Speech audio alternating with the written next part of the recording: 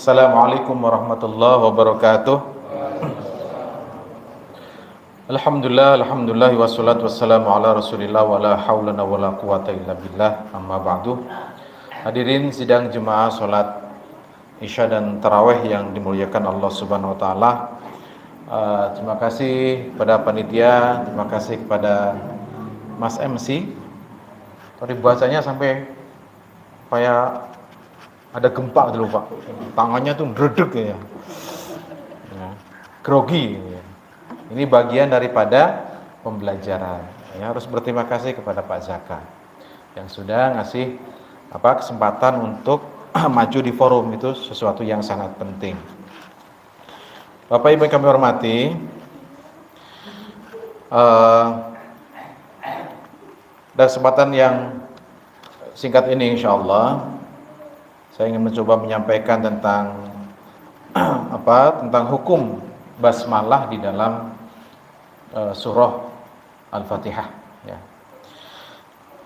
Jadi hukum yang pertama, ada pertanyaan, hal al-basmalatu ayatun minal Qur'an, apakah bismillah itu merupakan ayat di dalam Al-Qur'an? Ajma'ul ulama, para ulama bersepakat bahwa bismillah yang terdapat di dalam surah An-Naml ya, yang berbunyi innahu min Sulaiman wa innahu bismillahirrahmanirrahim, ya, itu merupakan bagian daripada ayat Al-Qur'an. Tetapi pertanyaannya, apakah termasuk ke dalam ayat di dalam surah Al-Fatihah? Kan itu pertanyaannya.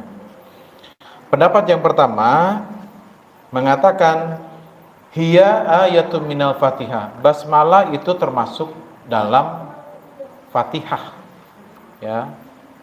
Disebut dalam, maksudnya bagian daripada ayat di dalam surah Al-Fatihah. Jadi bismillah itu ayat yang pertama, alhamdulillahirabbil alamin ayat yang kedua, dan seterusnya, yang jumlahnya menjadi berapa?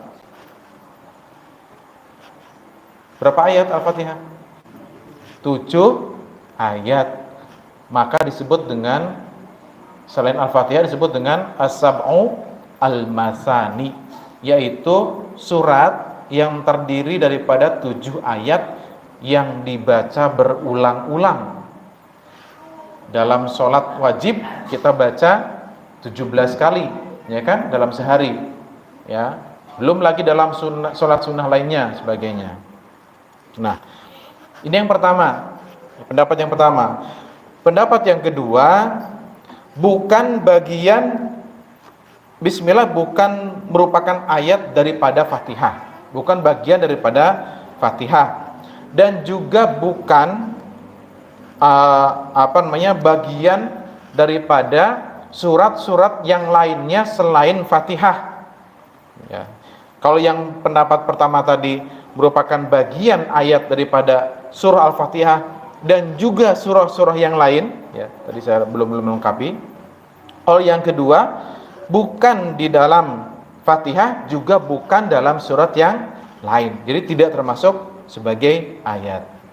Nah, pendapat yang ketiga mengatakan bahwa itu merupakan ayat yang sempurna, ayat yang tersendiri ya, diturunkannya untuk membedakan antara surat yang satu dengan surat yang lain. Jadi kalau tanpa basmalah ini nggak tahu apakah sudah surat yang baru atau yang belum.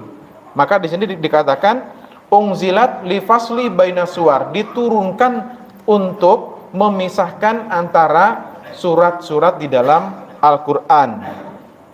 Nah, ini pendapatnya daripada Abu Hanifah, dan beliau mengatakan bukan merupakan ayat daripada surah Al-Fatihah. Banyak dalilnya ya. Argumen pertama yang banyak ya. Argumen pertama banyak hadisnya disampaikan, yang kedua juga begitu. Pokoknya kalau saya kutipkan dalil yang digunakan Imam Syafi'i mengatakan idza qaratum alhamdulillahi rabbil alamin faqra'u bismillahirrahmanirrahim innaha ummul Qur'an wa ummul kitab wa sab'u al-masani wa bismillahirrahmanirrahim ahadu ayatiha. Ini dalil ataupun argumen yang digunakan oleh Imam Syafi'i yang hadis diriwayatkan oleh Abi Hurairah, ya. Yang lainnya juga punya pendapat-pendapat yang argumen dalil yang cukup banyak, ya. Saya tidak bisa menyampaikannya di forum yang singkat ini. Nah, yang akan saya sampaikan adalah kalau begitu, dengan adanya dalil perbedaan pendapat tentang posisi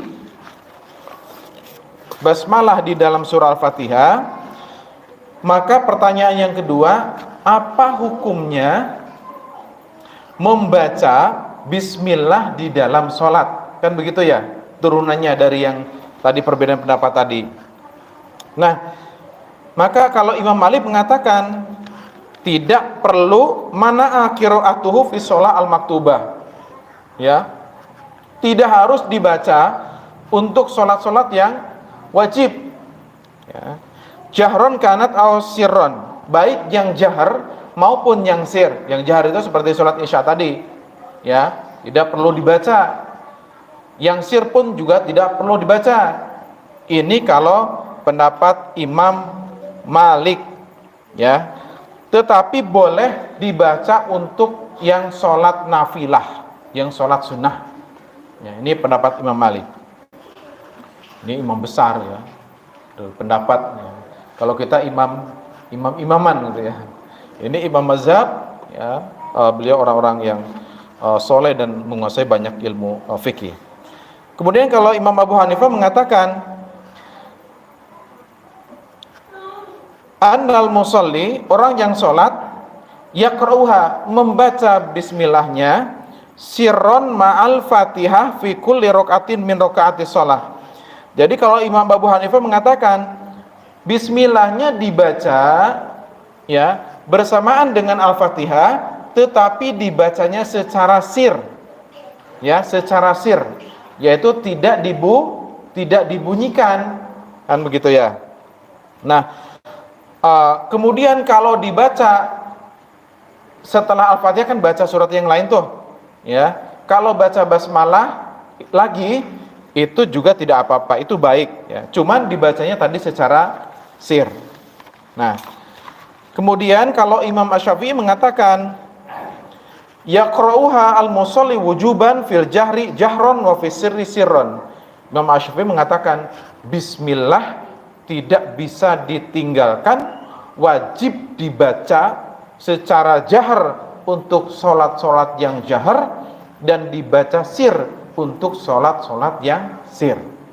Nah, pendapat yang terakhir dari Imam Abu Hanbal mengatakan yaqra'uha sirran wa la yusannu al-jahru biha, ya, dibacanya secara sir dan tidak disunnahkan untuk dibaca secara jahar.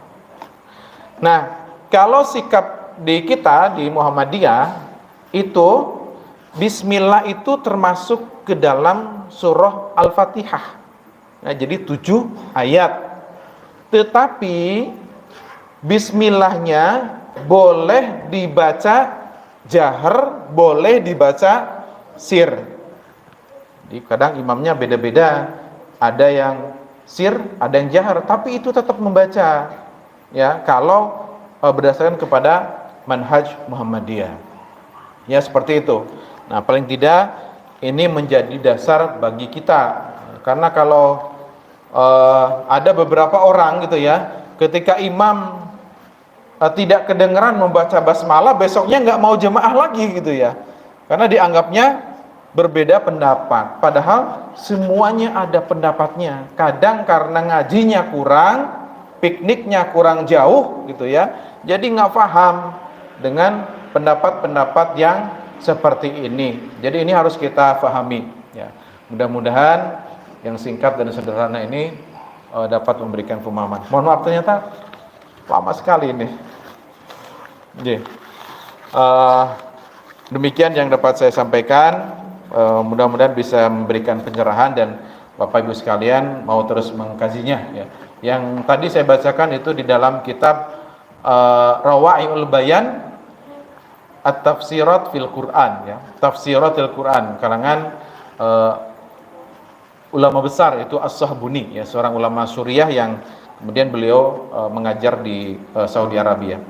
Kurang lebihnya mohon maaf. Assalamualaikum warahmatullahi wabarakatuh.